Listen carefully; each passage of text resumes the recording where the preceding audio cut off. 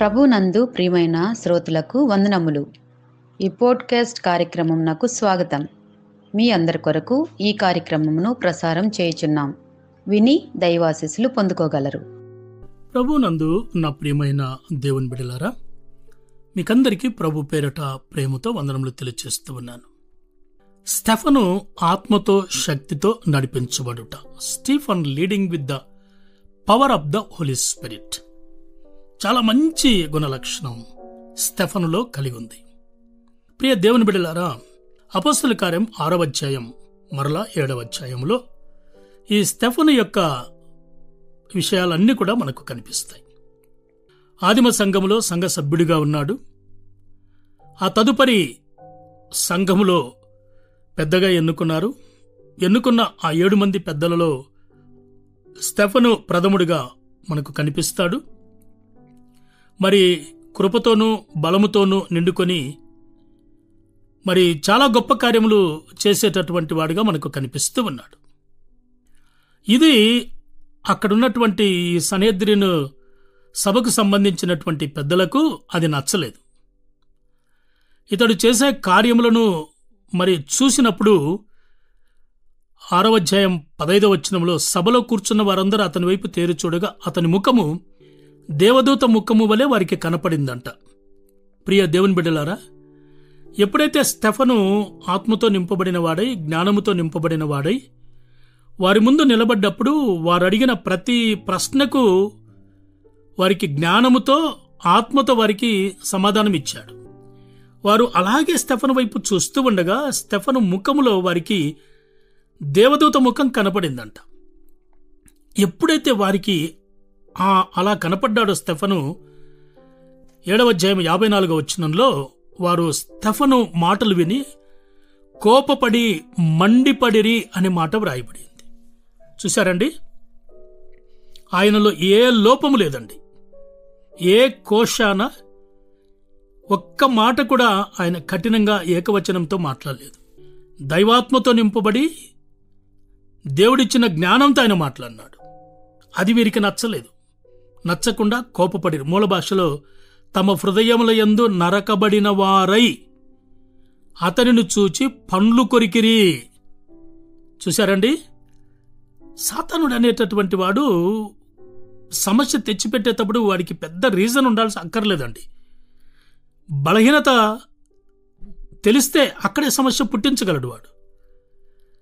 ఇక్కడ స్టెఫను మరి ఇంత దైవాత్మతో నింపబడినటువంటి వాడై దేవుని పక్షమున, ప్రభు పక్షమున కార్యములు చేస్తూ ఉండగా వీరు కోప్పటం, పండ్లు కొరకటం కదండి. 55వ వచనంలో అయితే అతడు పరిశుద్ధాత్మతో నిండుకొనిన వాడై ఆకాశం వైపు తేరి చూచి దేవుని మహిమయు యేసు దేవుని కుడిపార్శ్వమందు నిలిచిండుట చూస్తున్నాడు అనమాట స్టెఫన్ గారు. ఎప్పుడైతే అందరూ పండ్లు కొరికి మరి కోపపడి ఆయనను రాళ్లతో కొట్టుతున్నప్పుడు ఆయన కింద పడి ఆకాశం వైపు చూస్తే ఆకాశము తెరవబడి ఉండటం, మరి దేవుని కుడిపార్శ్వమున క్రీస్తు ప్రభుల వారు నిలబడుకొని ఉన్న దృశ్యాన్ని భూమి మీద ఉన్నటువంటి స్టెఫను చూచాడండి. అతన్ని రాళ్లతో కొడుతూ ఉంటే, అతడు చనిపోతూ ఉంటే తండ్రి కుడి పార్శ్వం నిలబడుకున్న క్రీస్తు చూస్తూ స్టెఫను యొక్క ఆత్మను రమ్మని ఆహ్వానించినట్టుగా మనకు అర్థమైపోతుంది.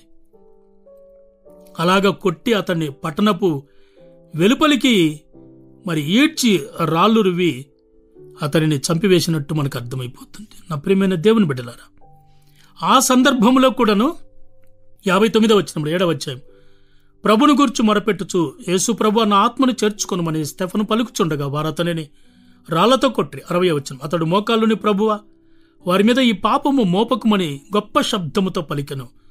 ఈ మాటలు పలికి నిద్రించెను. సౌలు అతని చావునకు సమ్మతించెను. ప్రియ దేవుని బిడ్డలారా, ఆత్మపూర్ణుడు, జ్ఞానం కలిగినవాడు, మంచి పేరు పొందిన గుణలక్షణాలు, దైవాత్మ జ్ఞానం కలిగినవాడు, పరిశుద్ధాత్మతో నింపబడినవాడు, దేవుని పక్షమున గొప్ప కార్యములు చేసేటటువంటి ఆ వ్యక్తి మీద నింద మోపి కోపపడి పండ్లు కొరికి జనాలంతా చుట్టుముట్టి అతనిని ప్రియులారా కొట్టి చంపివేశారు. అప్పుడు కూడా స్టెఫను ఈ పాపం వారి మీద మోపకమని పలికాడు. అదండి స్టెఫన్లో ఉన్న విలువైన శ్రేష్టమైన గుణలక్షణం. ప్రతి విశ్వాసిలో, ప్రతి సేవకుడిలో ఇటువంటి గుణలక్షణం ఉండాలి. శత్రువును క్షమించి ప్రేమించే మంచి మనస్తత్వం మనము కలిగి ఉండాలి. అలా ఉండినట్లు పరిశుద్ధాత్మదేవుడు మనలను నడిపించునుగాక. ఆమేన్.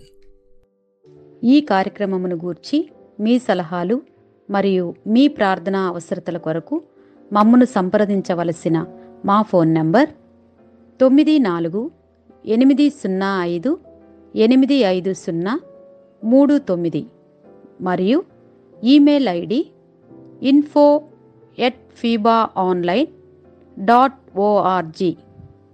మా ఫోన్ నంబర్ మరొకసారి 9480585039. Email ID info@fibaonline.org.